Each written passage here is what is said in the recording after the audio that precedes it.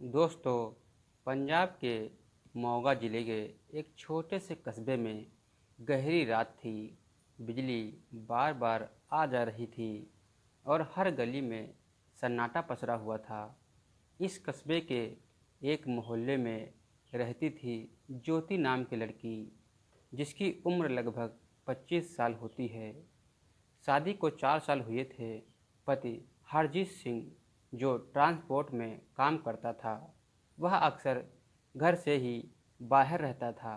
ज्योति का अकेलापन उसकी ज़िंदगी में एक खालीपन बन गया था। लेकिन यह खालीपन ही धीरे धीरे उसे ऐसी राह पर ले जाता है जहाँ प्रेम, धोखा और हवस और हत्या की परछाइयाँ एक साथ जुड़ जाती हैं। दोस्तों, कहानी शुरू करने से पहले आपसे एक विनती है, अगर आप हमारे चैनल पर पहली बार आए हैं तो हमारे चैनल को सब्सक्राइब जरूर कर लें और वीडियो को लास्ट तक जरूर देखना। दोस्तों, ज्योति की शादी परिवार की पसंद से हुई थी। हरजीत उसे अच्छा इंसान लगा था, पर उसका ध्यान हमेशा व्यापार और पैसों में रहता था। पत्नी के लिए समय निकालना उसके लिए बहुत ही मुश्किल रहता था। दिन में ज्योति घर संभालती थी और रात को अकेली खिड़की से अंधेरे में देखती रहती।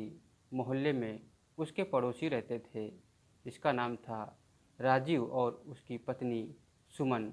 राजीव स्मार्ट, हंसमुख और हर जवाब था। जब भी ज्योति गली से गुजरती, राजीव की नज़रें कुछ ज़्यादा देर तक उस पर ठहर जाया करती थी। धीरे धीरे यह नज़रों का खेल मुस्कान में बदल जाता है। मुस्कान से बातें होने लगती हैं और फिर धीरे धीरे उन दोनों की मुलाकातें भी होने लगती हैं, क्योंकि उसका जो पति होता है ज्योति का, वह घर से अक्सर बाहर ही रहा करता था। दोस्तों, शुरू में ज्योति ने इसे बस दोस्ती ही समझा था, लेकिन जब हरजीत कई हफ्तों तक बाहर ही रहने लगा था तो राजीव की मौजूदगी उसे सुकून देने लगी थी। एक दोपहर सुमन मायके चली जाती है। राजू ने बहाने से ज्योति को अपने घर बुलाया।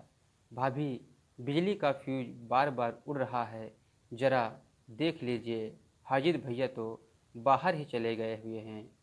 ज्योति भीतर जाती है और देखती है राजीव ने चाय बना रखी है और बातचीत वहीं पर शुरू हो जाती है। पता ही नहीं चला कब शाम ढल गई। उस दिन दोनों के बीच ही दीवार जैसे पहली बार दरक गई हो। दोस्तों, मगर यह मोह सिर्फ दोस्ती तक ही सीमित नहीं रहा था। राजीव के शब्दों, उसकी नज़रों और उसके स्पर्श से ज्योति के दिल में एक नया तूफान खड़ा हो जाता है। दोस्तों, राजीव और ज्योति का रिश्ता अब छुप छुपा कर मिलने तक पहुंच चुका था। ज्योति जानती थी कि यह गलत है, पर अकेलेपन का दर्द और राजू का आकर्षण उसे खींच ही लेता था। लेकिन हर मुलाकात के बाद उसे गलती सी महसूस होती थी और वह सोचती रहती थी, क्या मैं सिर्फ अपने अकेलेपन के कारण गलत रास्ते पर जा रही हूँ? क्या यह सिर्फ हवस है या सच में प्यार है? दोस्तों, वो दोनों रोज़ मिलते थे और राजू ज्योति को घर बुलाता था और उससे संबंध बनाता था। यह दोनों का मिलना जुलना रोज़ का हो गया था। कहीं बाहर मिलते थे और कहीं घर में भी मिलते थे और कहीं ज्योति के घर भी मिलने जाता था राजू। दोस्तों, राजू अक्सर कहता रहता था, ज्योति, अगर मैं पहले मिला होता तो कभी अकेला महसूस नहीं होने देता तुम्हें। यह शब्द उसे पिघला देते थे ज्योति को। दोस्तों, एक रात तेज बारिश हो रही थी।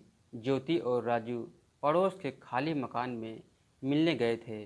वहाँ अंधेरे में अचानक उन्हें लगता है कि कोई उन्हें देख रहा है चुपके से। ज्योति घबरा जाती है, लेकिन राजू ने आश्वासन दिया कि कोई नहीं है यहाँ, चलो, डरो मत, यहाँ कोई नहीं है। दोस्तों, लेकिन यह सच नहीं था। किसी की परछाई सचमुच खिड़की से उन्हें देख रही थी। कुछ ही दिनों बाद एक हादसा हो जाता है। सुमन, राजीव की पत्नी, अचानक घर से मृतक पाई जाती है। सबको लगा कि हार्ट अटैक से उसकी मौत हुई है, पर ज्योति के मन में डर था, क्या सुमन ने हमें देख लिया था, वह सब करते हुए, संबंध बनाते हुए?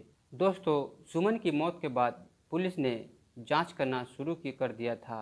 रिपोर्ट में पाया जाता है कि मौत जहर से हुई थी। मोहल्ले में खलबली मच जाती है।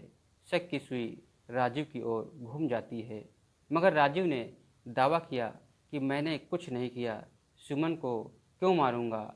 वो तो अच्छी औरत थी, वो तो कुछ करती भी नहीं थी। लेकिन ज्योति बेचैन थी। क्या राजू ने ही सचमुच अपनी पत्नी को रास्ते से हटाने के लिए उसकी हत्या कर दी है, या फिर और कोई खेल में शामिल है? दोस्तों, ज्योति का मन अब डगमगाने लगा था। राजू उसे दिलासा देता और कहता, यह सब इत्तेफाक है, पुलिस मुझे फंसा नहीं पाएगी। पर एक दिन ज्योति को राजू के कमरे में छुपी हुई एक बोतल मिलती है, जिसमें वही जहर था जिससे सुमन की मौत हुई थी पीकर। उसका दिल दहल जाता है और राजू ने झूठ बोला था कि उसने उसको नहीं मारा है। दोस्तों, ज्योति ने राजू से पूछा, ये बोतल तुम्हारे पास कैसे आई, तुम्हारे कमरे में कैसे आई? राजू मुस्कुराता है और कहता है, क्योंकि मैंने ही सुमन को रास्ते से हटाया है और अब तुम्हें मेरे भी साथ रहना होगा। तुम्हारे पास और कोई रास्ता नहीं है। उसके शब्दों से ज्योति के पैरों तले से ज़मीन खिसक जाती है। जिस इंसान को उसने अपने दिल का राजदार बनाया था, वही अब उसकी सबसे बड़ी मुसीबत बन चुका है। दोस्तों, ज्योति अब समझ चुकी थी कि राजू सिर्फ हवस और स्वार्थ के लिए उसके करीब आया था। उसने तय किया कि वह सब सच सच उजागर कर देगी। उसने सबूत इकट्ठे किए और पुलिस को गुमनाम चिट्ठी लिखी थी। एक रात राजू उसे फिर से उसी खाली मकान में मिलने के लिए बुलाता है, लेकिन वहाँ पहले से ही पुलिस मौजूद थी। जैसे ही राजू ने ज्योति को धमकाना शुरू किया, पुलिस ने वैसे ही उसे रंगे हाथ पकड़ लिया था। दोस्तों, राजू पर हत्या का केस चलता है और उसे उम्र कैद की सज़ा हो जाती है।